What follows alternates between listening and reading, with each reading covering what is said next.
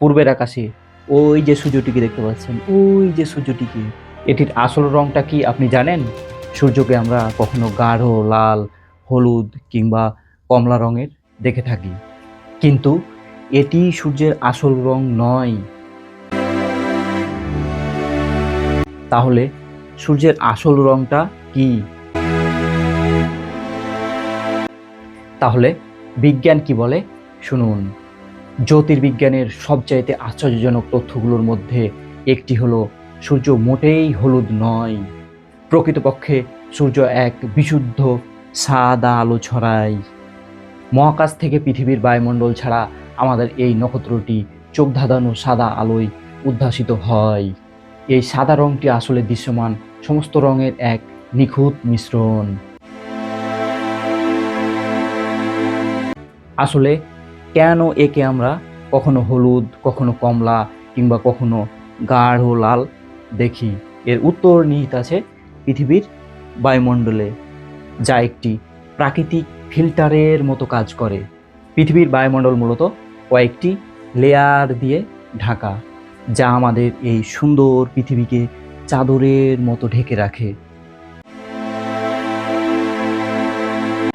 যাতে মহাকাশ থেকে প্রচণ্ড বেগে ছুটে আসা বড় বড় উল্কাপিণ্ড পৃথিবীতে আঘাত হানতে না পারে এবং সূর্যের অতি বেগুনি রশ্মি পৃথিবীর সবুজ এই গাছপালাগুলোর কোনো ক্ষতি না হয়, কিংবা সূর্যের অতি বেগুনি রশ্মি ত্বকের কোনো ক্ষতি না হয়।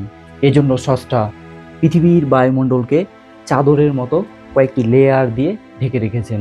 এগুলোকে বলা হয় ট্রপোস্ফিয়ার, স্ট্র্যাটোস্ফিয়ার, মেমোস্ফিয়ার, থার্মোস্ফিয়ার এবং অ্যাক্সোস্ফিয়ার। এই স্তরগুলোই পৃথিবীকে মহাকাশ থেকে প্রচণ্ড বেগে ছুটে আসা উল্কাপিণ্ডের আঘাত থেকে রক্ষা করে এবং সূর্যের অতিবেগুনি রশ্মি থেকে আমাদের পৃথিবীর সবুজ এই গাছপালাগুলোকে, আমাদের প্রাণী জগৎকে, আমাদের এই সৃষ্টি জগৎকে রক্ষা করে থাকে। যখন সূর্যকে বায়ুমণ্ডলের একটি পুরো স্তর দিয়ে যেতে হয়, এই সময়গুলোতে সূর্য থেকে নীল এবং সবুজ আলো বিক্ষিপ্ত হয়। আসলে দিনের যেই সময়ই হোক না কেন, সূর্যের আসল রং একই থাকে। এটি সর্বদা ভারসাম্যপূর্ণ সাদা আলো নির্গত করে এবং প্রায় একটি নিখুঁত কৃষ্ণবস্তু বিকিরকের মতো কাজ করে।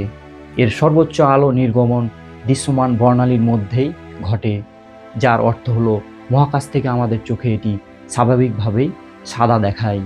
সুতরাং পরের বার যখন আপনি বিকেলের সেই সোনালি আলো, মনোমুগ্ধকর এক রক্তিম সূর্যাস্ত উপভোগ করবেন, তখন মনে রাখবেন যে এই শ্বাসরুদ্ধকর রঙগুলো আসলে পৃথিবীর বায়ুমণ্ডলেরই উপহার।